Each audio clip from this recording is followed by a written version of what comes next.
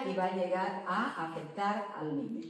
¿En qué momento puede ocurrir o cuáles son los eventos o los escenarios donde el niño se puede infectar? Entre el 30%. ¿En qué otro momento? En el trabajo del parto. Entonces estamos hablando antes del nacimiento, durante el nacimiento y después del nacimiento. ¿Ya? Entonces, ¿qué pasa aquí durante el nacimiento? Pase el joven, usted pase adelante por favor, que me va a ayudar a transmitir los conocimientos. ¿Ya? ¿Ya? ¿Qué pasa durante el nacimiento? ¿En qué momento? En el trabajo de parto, en el canal de parto. En el trabajo de parto y durante el parto, como él lo está diciendo. Entonces, ¿ahí qué hay? Hay una transmisión intraparto por contacto. ¿Contacto con qué? Fluido vaginal y la sangre. Esa es la vía más alta, la vía más frecuente. Eso constituye un 50%. Pueden cesar. ¿Ya? Los voy a hacer participar. Cuando están con un poco de compromiso del sistema nervioso central, cuando están letárgicos, cuando están hipotónicos, me van a ayudar a mí a transmitirles estos conocimientos a través de las diapositivas, ¿ok? Así que, o están alerta, están hiperreactivos o hiporreactivos y pasan conmigo, ¿ya? Entonces, el otro momento en la lactancia materna. ¿Eso qué quiere decir? La transmisión después del nacimiento. Y esta de aquí más o menos llega a ser un 20%. Y vamos a irnos nosotros a datos siempre epidemiológicos, ¿no es cierto? ¿Y qué es lo que pasa a nivel mundial? A nivel mundial en el 2016 se encontró que 36.7 millones habían de personas infectadas con VIH. De ese porcentaje, que es un promedio del 30.8 y 42.9 millones, la gran mayoría de ellos eran adultos y eran varones, el 34.5 millones. Luego eran mujeres, 17.8, pero obviamente también había niños. Y esos niños contribuían con 2.1 millones menores de 15 años. ¿Qué pasa en Bolivia? En el 2016 se encontró que habían personas infectadas con el VIH, 2.398 en números absolutos, las gestantes 188 y menores de 15 años 64. Entonces, nosotros decimos, la tasa de transmisión en Bolivia es aproximadamente un 4.3%.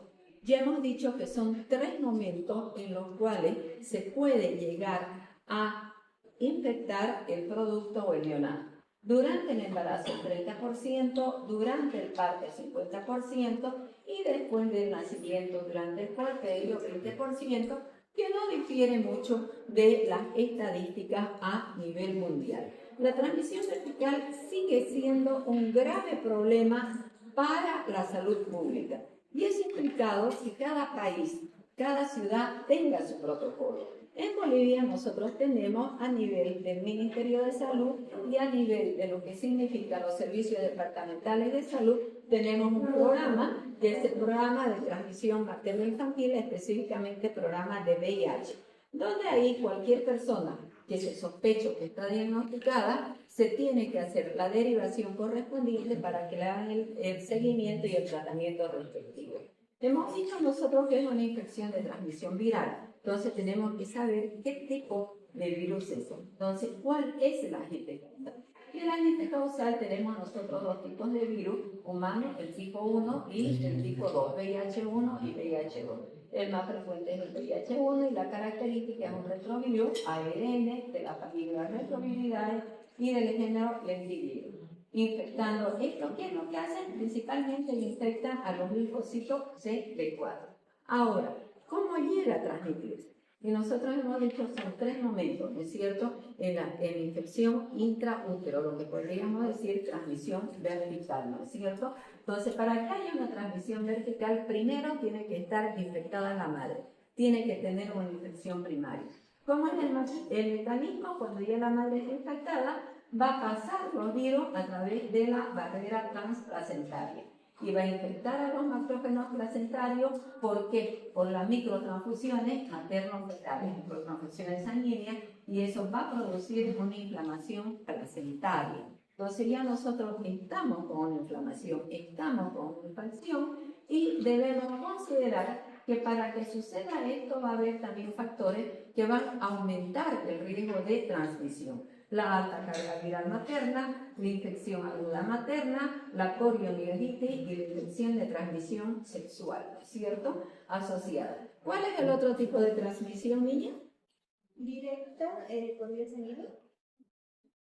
Entonces, estamos hablando de transmisión del niño, de la madre del niño. Entonces, es una antes del nacimiento. Acuérdense la triada que siempre les enseño, antes del nacimiento, durante el nacimiento y después del nacimiento.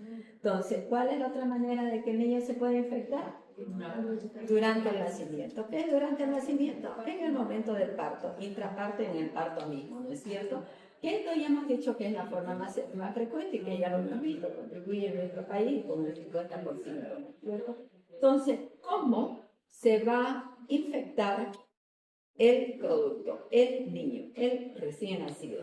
Cuando sale a través del canal del parto y tiene contacto por sangre materna con las secreciones infectadas, cervicovaginales, o cuando esté en contacto con microlesiones cutáneo-mucosas. Entonces, ¿cuáles serían los trabajos de riesgo? Aquello que implique mayor contacto, como cuáles cuando hay un trabajo de parto prolongado, cuando hay una ruptura prolongada de membrana, cuando se realizan procedimientos invasivos fetales y cuando el parto vaginal tiene alta carga viral. ¿Cuál es el otro momento que se puede infectar el producto? Después del nacimiento. ¿Y qué hay después del nacimiento? La lactancia, ¿no es cierto? Entonces nosotros decimos la otra es la vía por transmisión por lactancia. Entonces, ¿esto qué nos está diciendo? Que el virus pasa a través de la lactancia materna, ¿no es cierto? Y nosotros tenemos en lo que es la lactancia materna, primero, ¿cuál es la primera secreción que tiene? El calostro, ¿no es cierto? Y ahí existen las dudas, ¿pasa o no pasa el calostro? Pasa el calostro. O sea, es una fuente de infección si la madre está infectada y ya la leche materna. Los factores que aumentan la transmisión, cuando hay alguna infección en las mamas, como es la mastitis, cuando hay sangrado del pezón, cuando hay lactancia mixta. ¿Qué es la lactancia mixta? ¿Qué es la lactancia mixta? ¿Qué es la lactancia materna exclusiva? Ah, que le da otra, ¿Y qué es la mixta? que le da otra mujer de lactar. Solamente ustedes tienen que pensar, escuchar, analizar y opinar, ¿ok? Aquí las palabras son sencillas. Mixta quiere decir De dos tetas, mezcla, ¿no es cierto? de ¿Qué dos quiere decir? mujeres. La leche materna y los sucedáneos de leche, la leche artificial, ¿no es cierto? Y que tengan alta carga viral materna. Entonces, una vez que nosotros ya sabemos en qué momento el niño se puede infectar, pues obviamente vamos a analizar los factores de riesgo de transmisión vertical. ¿Cómo cuáles? Vamos a tener los factores maternos, ¿no es cierto? Todo lo que esté relacionado con la madre, la carga viral elevada, el bajo conteo de los linfocitos CD4, la falta de TAC. ¿Qué es TAC? ¿Qué es TAC? Fuerte, sin miedo, si han pasado infectos, ¿no ves? Entonces ya viene el infecto. Eso. No es cierto que hayan recibido un tratamiento antirretroviral, ¿no es cierto? La mala adherencia al tratamiento y la infección aguda durante el embarazo. Pero también debemos tener en cuenta algunas coinfecciones que puede tener la gestante o durante la gestación de la madre, como son la hepatitis y la sífilis. Además, otros factores tenemos las relaciones sexuales sin protección. Entonces, relaciones, chicos, seguras, protegidas, ¿cierto? Estado nutricional deficiente y presencia de otras ITS. ¿Qué es ITS? Infección de transmisión Muy sexual. bien, así me tienen que responder porque ustedes saben. Entonces, ahora, factores maternos. ¿Qué otro tipo de factores tienen? Prácticamente es lo mismo de los otros factores obstétricos, ¿no es cierto? Hemos dicho que en el momento del parto, ¿no es? Entonces tenemos la ruptura prolongada de membranas, el parto instrumental, corionitis, prematuridad, vía de nacimiento y luego tenemos los factores neonatales. Entre ellos tenemos la prematuridad, el bajo peso, lesiones cutáneas o mucosas y lactancia materna. Ahora, ¿cuáles son las clínicas? Generalmente hablamos nosotros de las manifestaciones clínicas que pueden ser asintomáticos, pueden tener manifestaciones leves, pero también pueden haber con compromisos sistémicos, con manifestaciones tempranas y tardías, ¿no es cierto? Dentro de las manifestaciones tempranas, o sea, las que ocurren más rápidamente, vamos a tener el retraso ponderostatural, la linfadenopatía, la hepatoesplenomegalia, que es un signo porque lo palpamos, ¿no es cierto?, más o menos común a todas las infecciones que estamos hablando de transmisión vertical. La candidiasis oral persistente, en esto sí, y al igual que en el herpes que vamos a hablar, tenemos que buscar si hay una candidiasis oral y hay infecciones recurrentes. Ahora, ¿cuáles son las manifestaciones más tardías, las manifestaciones avanzadas? Tenemos que tener en cuenta que estos pacientes prácticamente son inmunodeprimidos y pueden tener infecciones pulmonares. Entonces, una de las infecciones pulmonares más frecuentes en estos pacientes es la neumonía por neumocitis girovechi. Entonces, eso va a significar que probablemente o en algún momento vamos a hablar del tratamiento para este tipo de infección. Encefalopatía, retraso del desarrollo, diarrea crónica y desnutrición severa. Ahora, ¿cómo hacemos el diagnóstico? Entonces, primero deben saber qué se debe hacer y siempre tocamos un poquito lo que es el punto de vista de diagnóstico materno que le corresponde al ginecólogo hacer un control y hacer un tamizaje. Una vez que hemos dicho que es obligatorio hacer el tamizaje en la primera consulta, obviamente que consentimiento informado, pues una vez que hacen el diagnóstico y confirman que sí existe un VIH en las gestantes, se debe hacer tratamiento. Porque el hacer tratamiento significa que nosotros vamos a disminuir las posibilidades para que el recién nacido tenga la infección. Entonces, tamizaje prenatal.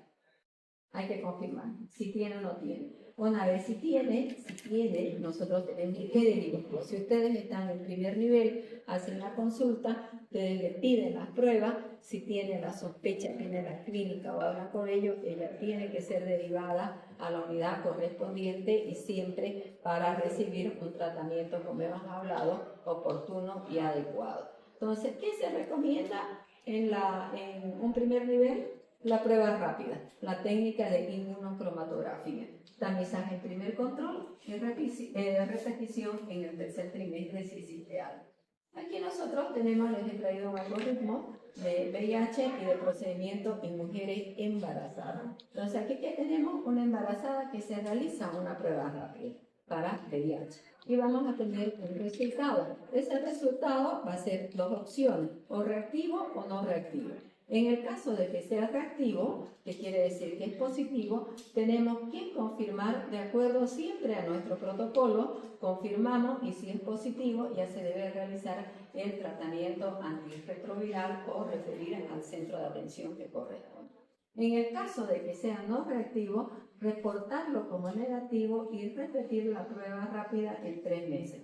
Si es negativa, obviamente hacemos ya el seguimiento y el control, ¿cierto? Ahora, ¿cuáles son las recomendaciones para ir, en el caso de que sea un positivo, si vamos a ir a un parto normal o a un parto vaginal, ¿no es cierto? Entonces tenemos nosotros dos opciones, la cesárea y el parto vaginal. ¿Cuándo vamos a ir a una cesárea? Primero, para ir a una cesárea tenemos que controlar esa gestante y que llegue por lo menos a las 38 semanas de gestación. Entonces, programar, dice una cesárea. Entonces, no es que va a llegar a una cesárea así. Tenemos nosotros que hacer el control prenatal, hacer el seguimiento y programar a las 38 semanas. ¿En quiénes? En aquellas mujeres que no tengan una carga viral hecha en el tercer trimestre del embarazo o tengan una carga viral mayor a 1000 copias por ml. Eso van a una cesárea. ¿Ya? Ahora, ¿quiénes van a ir a un parto vaginal? En mujeres sin indicación obstétrica de cesárea, que estamos hablando de acá, en tratamiento antirretroviral estable y con buena adherencia, o sea, que tenga una buena respuesta, ¿no es cierto? Y la carga viral realizada en el último trimestre sea menos a 1000 copias. Fíjense ustedes la diferencia. Cesárea, más de 1000 copias, ¿ya? Y en esta, menos de 1000 copias. Y siempre entender y saber que una cesárea electiva, una cesárea programada, va a disminuir el riesgo en aproximadamente un 50% a que el producto se nos infecte. Entonces, ¿cuáles son las recomendaciones para la cesárea? Debe confirmarse cuidadosamente la edad gestacional para un nacimiento prematuro. ¿Cómo confirmamos la edad gestacional? Ecografía, ¿no es cierto? Estamos hablando antenatal, estamos hablando del embarazo. Otro método de confirmación, eso lo hace el obstetra, pero no ha pasado conmigo. Fecha de última Fecha de última menstruación. menstruación, y estamos haciendo lo que es la atención del recién nacido y estamos hablando, ¿no es cierto? Entonces, confirmar, tener seguridad que la paciente mínimamente, como estamos diciendo, se lo programa para las 38 semanas. Ahora, ¿qué hacemos con el cordón umbilical? ¿Cuál es nuestra normativa del cordón umbilical? En el caso de que sea normal. Campeón tardío. Clampeo tardío. En este caso, vamos a hacer clampeo tardío si hemos dicho que un factor de riesgo es la transferencia de sangre. No, no es cierto. Entonces, ¿qué es lo que vamos a hacer? Un clampeo inmediato después de la extracción de recién nacido. ¿Vamos a hacer ordeñe? Tampoco vamos a hacer ordeñe, ¿no es cierto? Entonces, eso tenemos que saber que inmediatamente sale el producto y clampeamos inmediatamente para evitar esa transferencia de sangre al producto, ¿no es cierto? Siempre que sea posible, se debe extraer al recién nacido con bolsa íntegra, como decimos algunas veces, parto en bloque, ¿no es cierto? Realizar una extrema limpieza de lo que son las secreciones. O sea, ¿qué estamos hablando aquí? De aspirar. Estamos hablando que nuestra normativa nos dice no aspire de rutina, lo normal. Aquí sí, aquí se aspira. ¿Y por qué se aspira? Para disminuir la carga viral. Para disminuir el riesgo, ¿no es cierto?, de contacto. Hemos dicho que en el momento del parto, ¿cómo se va a contaminar el niño? ¿Cómo se va a infectar? Las secreciones. Con las secreciones. Entonces, todo esos límites lo tenemos que hacer.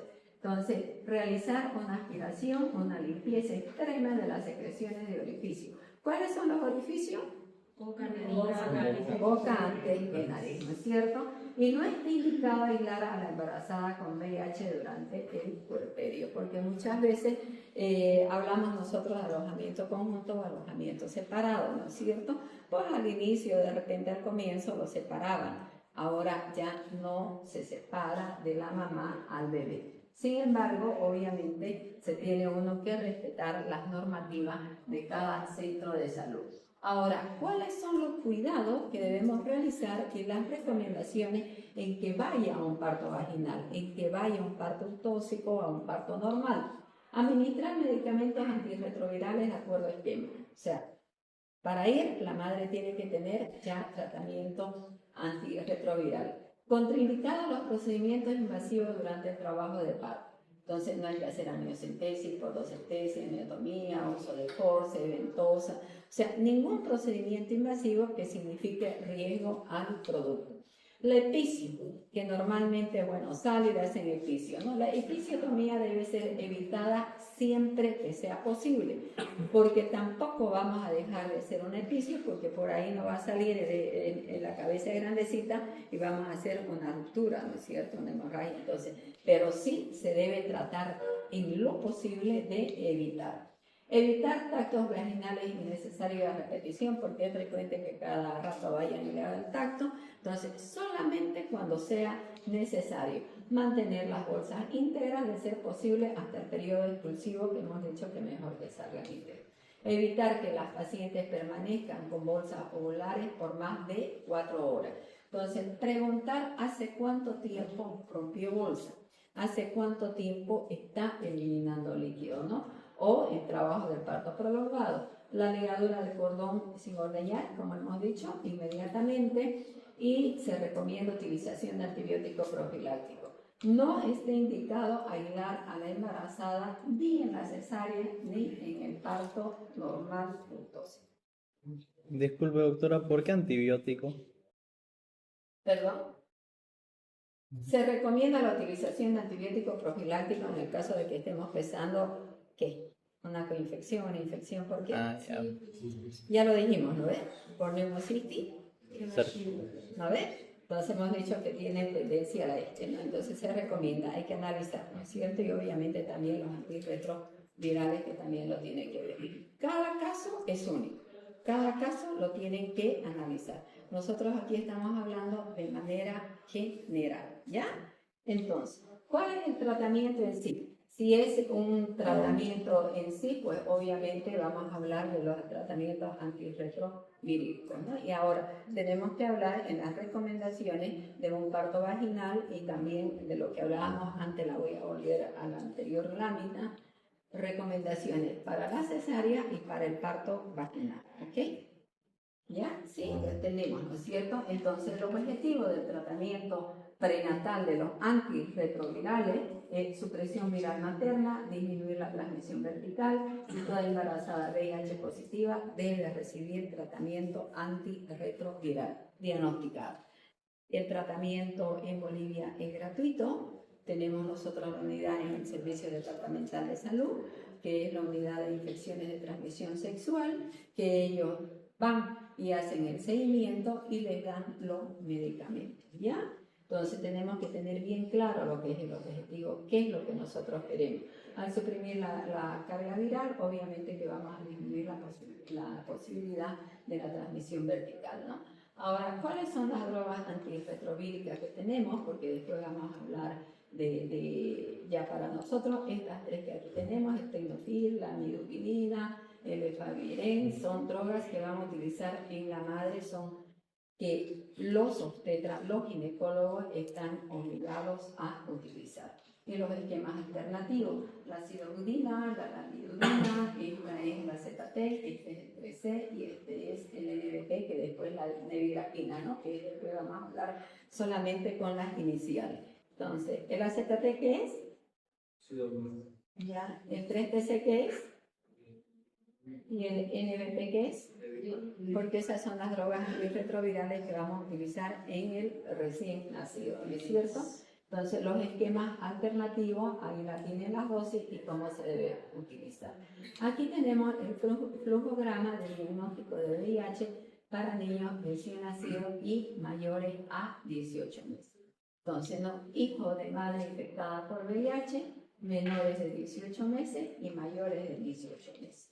En menores de 18 meses estamos hablando nosotros que la madre está infectada. Hacemos la prueba de carga viral a las 2 semanas de vida, 15 días. Positivo, negativo. Positivo, confirmar, se me ha acabado la pila. Confirmar 2 meses después de la última prueba. Positivo, informar positivo. Negativo, repetir a los 2 meses después de la última prueba. Negativo, informar negativo. Ahora, en mayores de 18 meses, determinación de anticuerpos de acuerdo a nuestro esquema. Positivo, informar positivo y negativo. Ahora, ya vamos a nuestra parte, a lo que nos toca como pediatras o como neonatólogos. Hemos hecho como un repaso de cómo se transmite, que la madre tiene que tener viremia, que tiene que estar infectada y que se puede transmitir al feto en 3 momentos, lo que más nos interesa. ¿Cuáles son los momentos? Volviendo a repetir. Antes de tener. ¿Qué les he dicho a quién voy a tratar? A usted. Muy bien. ¿Es cierto que se llama antes del parto? Transmisión intrauterovertical, ¿ya?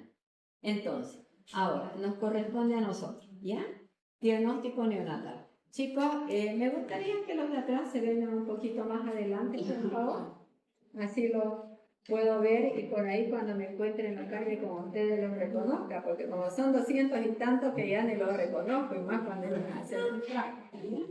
Entonces, ¿cómo hacemos el diagnóstico neonatal? Primero debemos tener en cuenta que no se utilizan anticuerpos monoclonales, o sea, no vamos a ir a buscar anticuerpos porque hay pasos transplacentarios de la IgG. Entonces podemos tener falsos negativos, ¿no es cierto? O falsos positivos.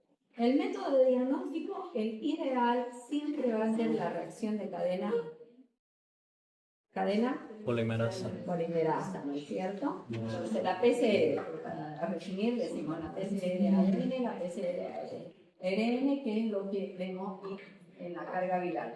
Estas pruebas de acá son las que tienen mayor sensibilidad y especificidad.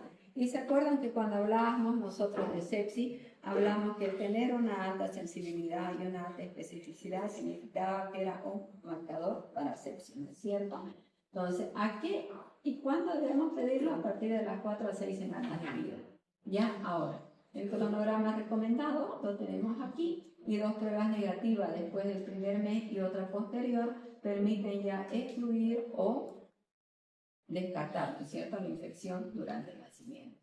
Aquí ya tenemos nuestro criterio. Vamos a hablar un poquito de lo que es general, nuestro criterio y las normas AVE que les dio desde el comienzo, que son unas normas muy bonitas que no difieren mucho de las nuevas, las de España. Entonces, ¿qué dicen nuestros criterios clínicos de las normas de atención clínica para que nosotros diagnostiquemos? Utiliza 3 términos, 3 definiciones. Considerar al recién nacido perinatalmente expuesto, serovector o infectado por VIH. Son esas 3 cosas que tenemos que saber. ¿Cuál es el perinatalmente expuesto? Cuando el recién nacido tiene una madre VIH positiva con anticuerpos positivos al VIH o con serología desconocida, ¿ya? Primero, positiva, ¿ya? Ahora, ¿cuándo se lo considera como serovector? Hijo de madre infectada que se haya comprobado con VIH negativa, con 2 o más pruebas negativas, entre 18 meses de edad y sin ningún otro signo de infección. ¿Cuándo está infectado ya por VIH? Cuando el recién nacido presenta o tiene anticuerpos al VIH por cualquiera de las 2 pruebas, ELISA o inmunoelectrotransferencia, o que nació de madre infectada y tiene resultados positivos en 2 determinaciones separadas para una o más de las siguientes pruebas: cultivo vírico, reacción de cadena en polimerasa, de DNA o la presencia de antígeno PBI. Entonces, el cultivo vírico, el tratar... Pase, usted, adelante.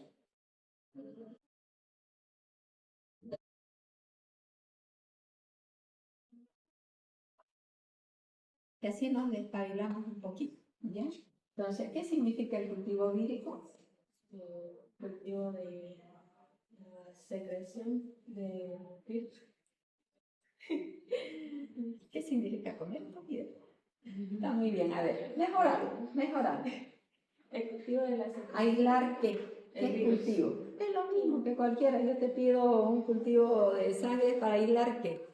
El microorganismo, ¿no es cierto? En este caso, un cultivo, voy a aislar al virus en diferentes secreciones, ¿ya?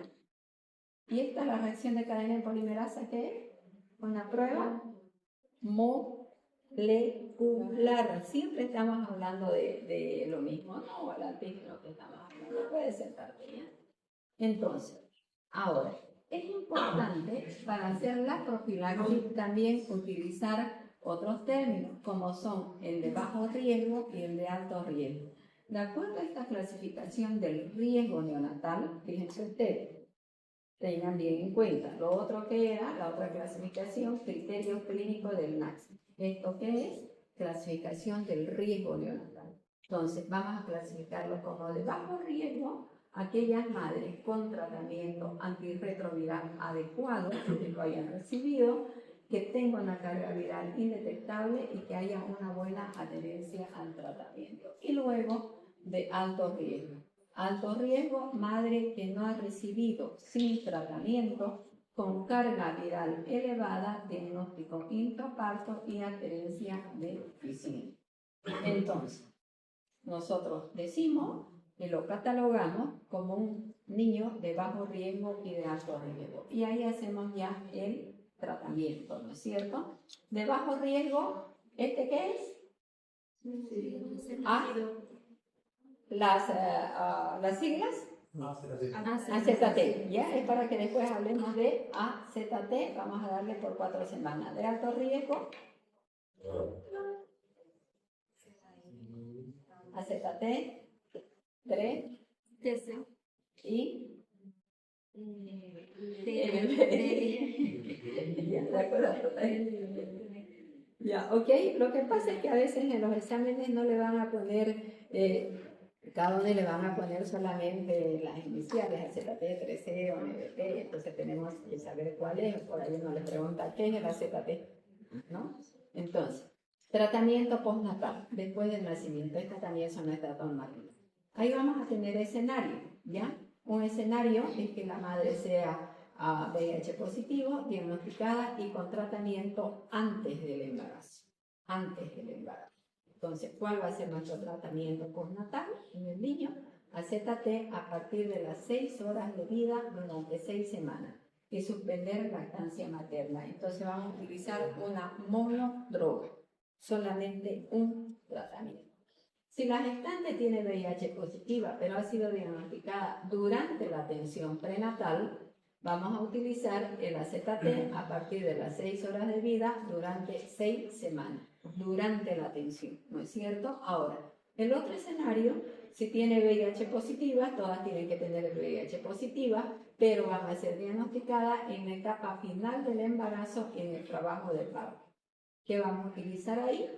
El AZT a partir de las 6 horas de vida durante 6 semanas y vamos a utilizar la otra droga, esta que es la Novibudina.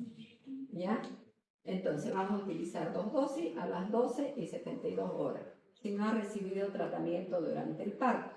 Ahora, si la gestante es positiva y sin tratamiento profiláctico, vamos a utilizar el AZT y el NBP durante el tiempo establecido, 6 horas de vida, 6 semanas, y aquí 2 dosis a las 12 y 72 horas. Ahora, ¿qué nos dice nuestra NAC, nuestra norma nacional? Vamos a hacer en 3 escenarios. Las madres con tratamiento activo, más de 4 semanas. Si tiene más de 4 semanas, aquí activo, AZT más 3TC, BO a partir de las 6 horas de vida, 4 a 6 semanas. AZT, EB cada 6 horas, si hay intolerancia la BO. Entonces estamos hablando de combinación de 2 medicamentos. Si la madre con tratamiento activo menor a 3 semanas, aquí fíjense que estamos hablando de tiempo de tratamiento. Aquí estamos hablando más de 4 semanas que ha recibido la gestante el tratamiento. Aquí menos de 4 semanas. Y obviamente, entre menor tiempo reciba, el riesgo va a ser más alto. Y aquí ya vamos a utilizar las 3 drogas. Ahora, en la madre con tratamiento antirretroviral altamente activo y su carga viral es menor a 50 copias, vamos a utilizar el AZT, el 3TC, durante 7 días y luego vamos a utilizar el AZT hasta los 6 meses. Esa es nuestra normativa. Eso, como les he dicho, va a ir la unidad encargada, nos va a dar el medicamento, ahí vamos a calcular las dosis y vamos a programar en nuestro plan de seguimiento. Entonces, lo que hablábamos nosotros de la profilaxis para neumocitis y obesidad en el caso del niño, pues obviamente vamos a iniciar, ¿no es cierto?, el trimestoprim con azulfametoxazol, que era la respuesta porque se puede utilizar antibióticos para evitar las infecciones, ¿no es cierto?, en el recién nacido, como medida profiláctica en el niño. Cuidado con que estemos confundiendo con la gestante que lo volví la lámina y ¿no es cierto? Ahora, ¿qué hacemos con la leche materna? Eso ya hemos hablado mucho sobre la lactancia materna, que sabemos que pasa, pero hay que evaluar el riesgo-beneficio y saber que para suspender la leche materna, nosotros vamos a ver que tengamos nosotros, que sea la leche que le vamos a dar, hay un sinónimo, un acrónimo que es la FAC, que sea aceptable, que sea tolerable, que sea accesible, que sea segura, ¿no es cierto? Entonces tenemos que asegurarnos que esa leche que se le va a dar cumpla lo que es el AFAS. Entonces la lactancia materna varía de acuerdo a los recursos sanitarios. En muchos protocolos se recomienda evitar la lactancia si tiene alternativa segura, lo que es el AFAS. En países con recursos limitados, la lactancia exclusiva con TAR, hay que evaluar el riesgo-beneficio, como hemos dicho, que por ejemplo en los países demasiado pobres que no tienen la cantidad suficiente de recursos para darle un sucedáneo de leche o una alternativa de otra leche, pues obviamente uno valora si vale la pena o no vale la pena el suspender la lactancia, porque no siempre el 100% de los niños de hijos con VIH se van a infectar con el virus, ¿no es cierto? Y aquí tenemos este cuadrito que es el resumen de las intervenciones en los niños expuestos en hora por hora, desde el nacimiento a la primera semana, a las 2 6 semanas, a las 6 semanas, a los 6 8 meses y 3 meses, ¿no es cierto? Más o menos lo que venimos haciendo, ya un resumencito de todo lo que se hace a medida que va pasando el tiempo o las horas o los días de vida. Ahora, la profilaxis neonatal. Y hemos dicho en bajo riesgo y alto riesgo, que es lo que lo clasificamos nosotros. Y aquí ya tenemos las guías AVE, que en las guías AVE está un poquito más bonito y que no difiere mucho. Entonces aquí tenemos los escenarios que hablamos siempre, pero aquí habla de un bajo riesgo y de muy bajo riesgo. Y el otro ya es del alto riesgo. Nosotros hablamos de bajo y alto riesgo. Entonces, ¿qué significa de bajo riesgo? La madre con infección que ha recibido tratamiento antirretroviral combinado en gestación con control de la replicación viral. Y lo mismo, monoterapia. Y antes de las 4 a 6 horas, nosotros decimos antes de las 6 horas, ¿no es cierto? Y la dosis que se tiene que usar. De muy bajo riesgo, madre que presenta, además de lo anterior, de esto que estamos hablando, evidencia de al menos de que tengan 2 copias, ¿no es cierto? Menos la carga viral, menor a 50 copias y un mínimo de 10 semanas de tratamiento. Entonces estamos hablando de carga viral y también de tiempo de tratamiento y edad gestacional mayor o igual a 36. Igual se hace la monoterapia con AZT y si nosotros nos fijamos, prácticamente es lo mismo. Si hacemos un comparativo, es el AZT, la dosis es la misma y durante aquí la variación es que aquí es 4 semanas y aquí es 2 semanas. Estamos hablando de profilaxis, ¿cierto? Y aquí ya tenemos la profilaxis de las mismas guías AB en niños de alto riesgo. ¿De alto riesgo para qué? De transmisión, ¿cierto? Entonces aquí tenemos los escenarios, las gestantes con carga viral mayor a 50 copias en el momento del parto o una carga viral desconocida y ahí vamos a dar la combinación de los 3 antirretrovirales y aquí ya la tenemos la dosis y el tiempo que vamos a utilizar. En la madre diagnosticada de infección en el momento del parto también se hace la profilaxis al neonato con los 3 antirretrovirales y aquí están ya las dosis. ¿Cuáles son las complicaciones que podemos tener? Inmunodeficiencia progresiva, infecciones oportunistas, que ya hemos dicho, ¿no es cierto? Las infecciones que pueden tener y el tratamiento que vamos a hacer profiláctico. Alteraciones neurológicas, retraso del crecimiento, mortalidad infantil. ¿Cuál es el pronóstico? Con diagnóstico precoz y tratamiento antirretroviral, la supervivencia es prolongada, mejor calidad de vida, disminución de las infecciones. Sin tratamiento, la mortalidad es alta en los primeros años de vida. Ya, eso es un resumencito corto y preciso de lo que es le voy a pedir aquí a mi amigo de Chamanga Celeste, que pase adelante. Pasa. Vamos a estar. ¿Diste el examen ahora? ¿Diste el examen ahora? No, sigo desde los días. ¿De qué? De los días. Ay, ustedes tienen 20 años, están cansados. Están acá, me vas a ayudar a decir. Adelantado de solidaridad. Ya, entonces vamos a hablar del herpes. ¿Y qué vamos a decir del herpes? ¿Qué tipo de la definición? Infección viral de los Eso, ¿no es cierto? Entonces siempre estamos hablando de enfermedades infecciosas, ¿no es cierto? Y vamos a decir que es una infección viral del recién nacido. Muy bien. Entonces, ¿cuál va a ser el agente biológico?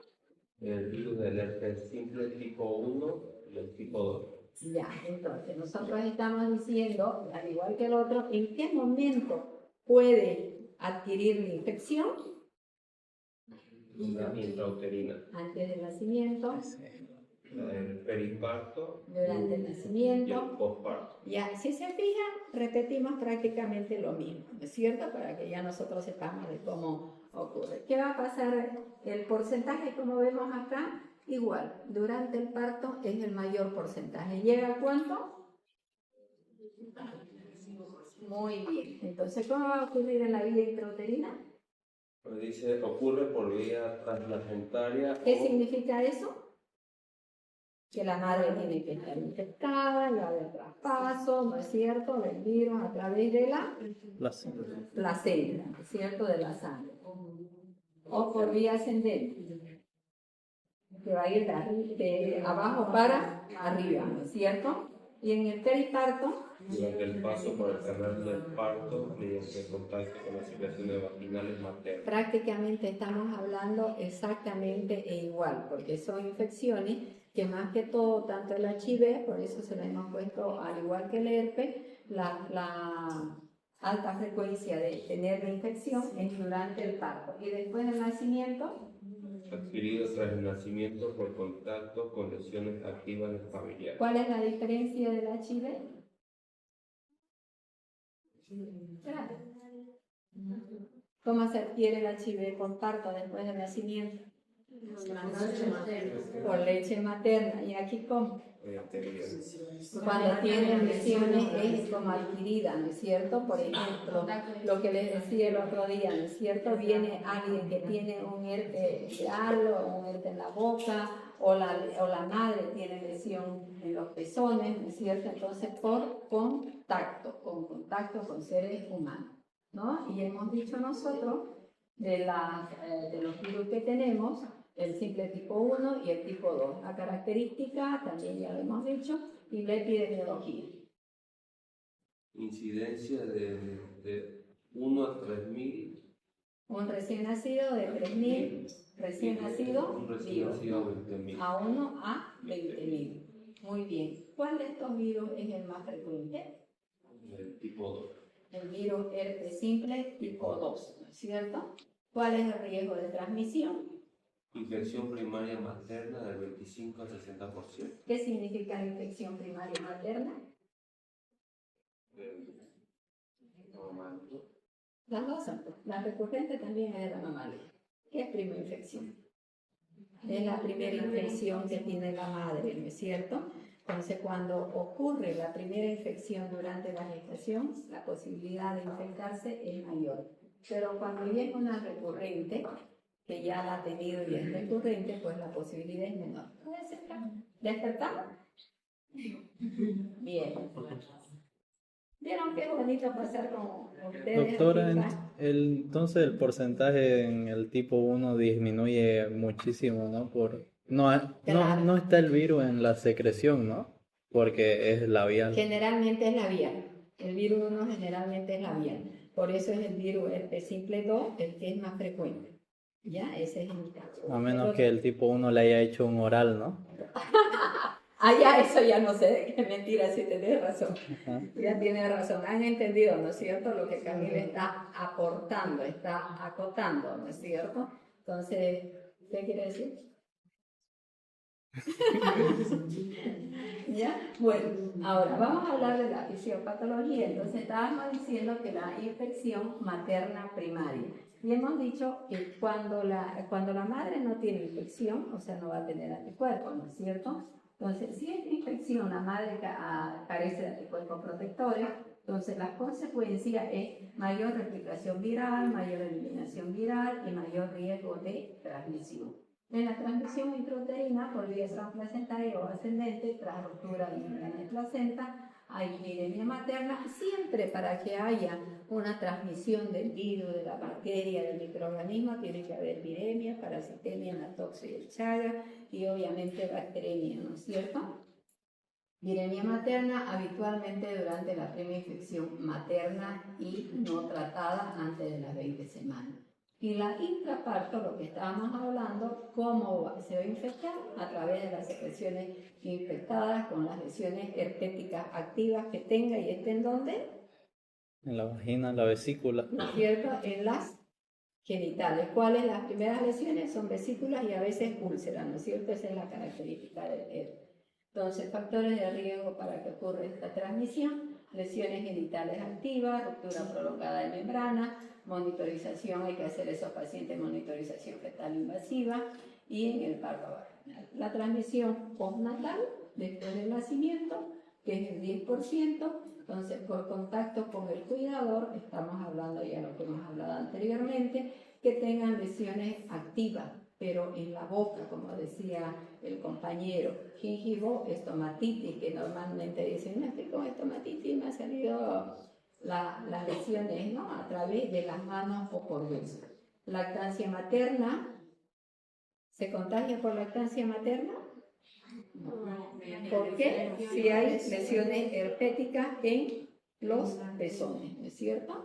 Entonces, nosotros aquí tenemos ya lo que es la clínica y aquí estamos hablando de cómo la clasificamos la clínica. Y hay una clasificación que en todos los libros van a ver este acrónimo, SEN, que es en inglés. ¿Y qué significa? ¿Quién sabe inglés para que lo pronuncie? Piel, ojos. Piel, ojo. Caen, ojo. No. Perdón, aquí es piel. Perdón. Y Ojo. boca. Pero nadie sabe inglés para que me lo lea. Igual. O se lee. A ver. ¿Quién sabe inglés? Chicos, clase de inglés. ¿no? Ivonne. Pero párate y léelo fuerte, pues venía aquí, Ivonne, ¿cómo? Yo para inglés. La I es A, la B es B, como es A, B, C, D, F, G, hasta ahí llegué. Oh, Ivonne. ¿Ya? Entonces, aquí hablamos y en Practicando todos el los kite. libros van a ver la forma clínica SEN y se refieren como SEN. Y cuando hablamos de SEN, estamos en español piel, ojos y boca, que son los lugares donde vamos a encontrar las lesiones. Y piel es Skin, ojos eyes, y boca. mood. Ya, muy bien, ya. Entonces ya han aprendido qué es SEN. Bravo. ¿Qué sugerimos? Que aprendamos inglés, ¿cierto? Ya. Entonces, ¿en qué momento se va a iniciar el promedio de la sintomatología? Aquí decimos entre primera y tercera semana. Entonces, cuando estas lesiones generalmente van a ser entre los 10 a 12 días. Es la forma más común y de mejor pronóstico si se trata a tiempo. Entonces, ¿cuáles son las lesiones? Las lesiones son las vesículas agrupadas en racimos, ¿no? Que es la característica, ¿no es cierto? En zonas de presentación, cuero, cabelludo, demás cosas. Las queratoconjuntivitis, que son las úlceras corneales o estomatitis, ¿no? Entonces, esas son las primeras lesiones que podríamos nosotros considerar y obviamente que es la forma más leve. Y también puede afectar el sistema nervioso central. Y ya las lesiones o la sintomatología lo vamos a encontrar a los 16 o 19 días. ¿Qué es lo que vamos a tener? Lo que estoy teniendo aquí con estos chicos, ¿no es cierto? Que están cansados de escuchar mi voz y tienen alteraciones del sistema nervioso central y están hipotónicos, hipoactivos, hiporreactivos, ¿no es cierto? Nada más que no han llegado a convulsionar todavía. Entonces, tenemos compromiso neurológico con lesiones dérmicas, en clínica 40% cuando hay lesiones del sistema nervioso no tiene esa vesícula. Puede llegar a tener convulsiones generalizadas, letárgico como están ustedes, irritable cuando salen del examen, miren, no tiene tal cosa, ¿no es cierto? Fontanela bombada, inestabilidad térmica.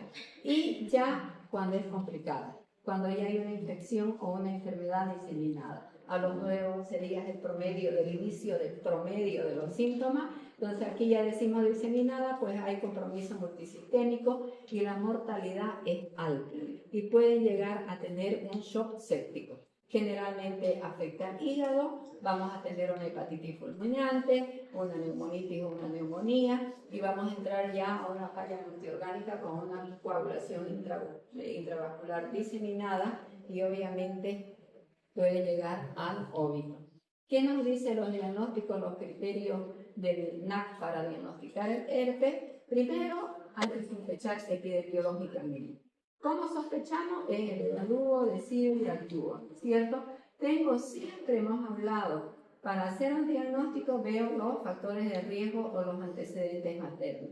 Siempre en su consulta pregunten si tienen algún tipo de lesión en los genitales, ¿no es cierto? Cuando nos dicen, sí, tengo una ampollita, tengo un granito, ya es un signo de alarma que debemos considerar y obviamente hay que ver si se trata de un herpes. Criterio clínico. Entonces, estamos diciendo, primero, factor de riesgo, sospecha epidemiológica, antecedente. Luego, cuadro clínico. Tamizaje inmediato en todo neonato con vesículas cutáneas patognomónicas que viene ya con queratoconjuntivitis, o sea, con lo que hemos dicho que es el seno, ¿no es cierto? De piel, ¿qué más? Última segunda. Triángulo, vamos a decir, ¿no? Triángulo bermuda, piel, y ojo, ¿ya? Entonces, vamos a decir, para diagnosticar el herpes y el niño, buscamos antecedentes, ¿no es cierto? Segundo, criterios clínicos, buscar las lesiones. Luego, valoración oftalmológica, porque hemos dicho que viene conjuntamente, ¿no es cierto? Para eso vamos a hacer un fondo de ojo en todo paciente que nosotros sospechemos. Y luego, la evaluación hepática para ver si hay o no hay alteración ya de la función hepática. Entonces, el diagnóstico, sospecha clínica, en sepsis neonatal sin respuesta a antibiótico, en convulsiones neonatales, que no hayamos definido cuál es la causa. Lesiones vesiculares y elevación ya de las pruebas hepáticas.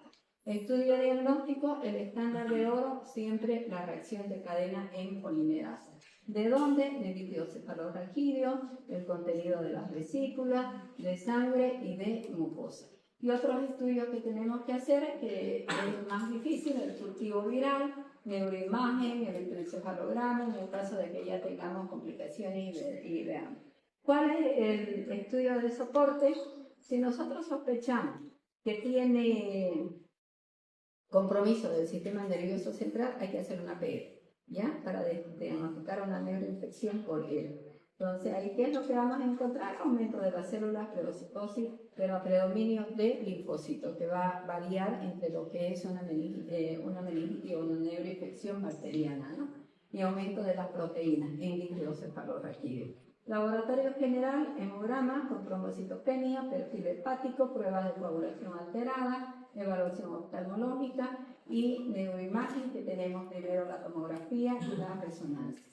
¿Qué podemos encontrar? Lo que ya hemos hablado, que va a forzar y va a llegar a afectar y va a comprometer lo que son el hígado, entonces vamos a tener las pruebas hepáticas elevadas, va a haber trombocitopenia, también alteración de la coagulación y alteración del líquido cefalorraquídeo.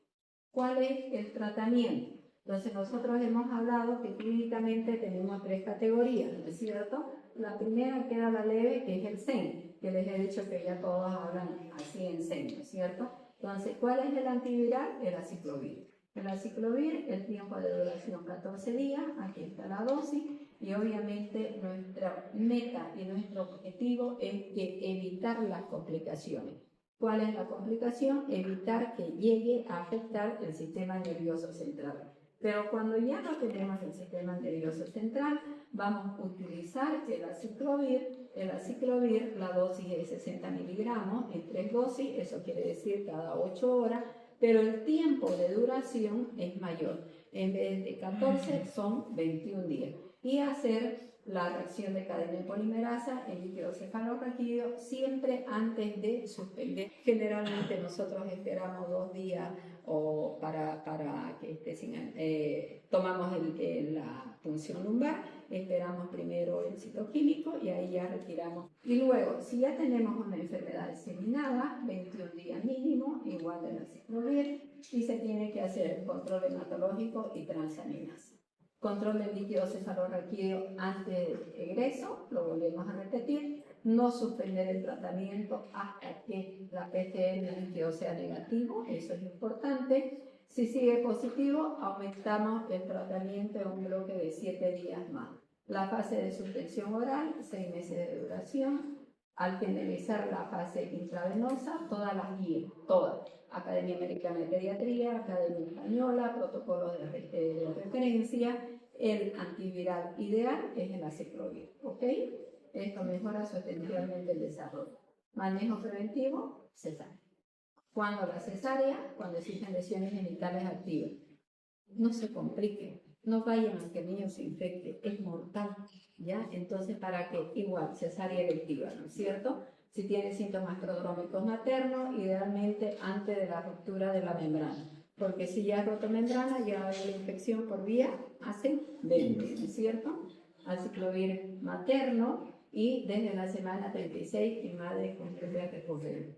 Estamos hablando en qué momento yo voy a hacer una cesárea. Cuando yo, para evitar la transmisión al producto. El objetivo de hacer este tratamiento obstétrico antiviral en la gestante es reducir la recurrencia, disminuir obviamente la gestación y reducir la excreción viral. Las complicaciones, ya le hemos hablado, va a ir desde afectación al sistema nervioso central, atraso del desarrollo neuropsicomotor, afectación en la parte ocular, que puede llegar hasta la ceguera, puede haber ya en los niños más grandes un PCI, parálisis cerebral y la muerte neonatal. El pronóstico en serio, buen pronóstico con tratamiento precoz, cuando hay afectación del sistema nervioso, alta frecuencia de secuelas y diseminada mortalidad, incluso habiendo recibido el tratamiento. Entonces, aquí tenemos las complicaciones. La mortalidad en la forma diseminada llega al 30%, bastante alta, ¿no es cierto? La secuencia cuando hay compromiso del sistema nervioso, más del 60% de los que sobreviven. Recurrencia cutánea crónica es común durante los primeros años de vida. El compromiso sensorial, estamos hablando de pérdida auditiva, neurosensorial, progresiva, ceguera, también es posible. Y aquí ya creo que es la última, es una diferencia entre lo que es el herpes y el VIH. La manera de transmitirse, la manera de diagnosticar, el tratamiento que habíamos dicho antes es retroviral, el otro es el aciclovir, a pesar de que ambos son virales, ¿no? Las recomendaciones. Cesárea obligatoria, todas gestantes con lesiones genitales. Lo que decir, no arriesguen, por favor, el producto. La cesárea es efectiva, idealmente si las membranas están íntegras. Si tienen, eso es para comunicar a la madre. Si has roto bolsa, ya tiene posibilidad, alguien quiere pasar adelante, ¿no? Entonces, si tiene una rotura de 6 horas, ya tiene probabilidades de que pueda haber una infección. La profilaxis antenatal en las embarazadas y evitar los procedimientos invasivos. Con esto, chicos, hemos acabado y creo que la próxima clase es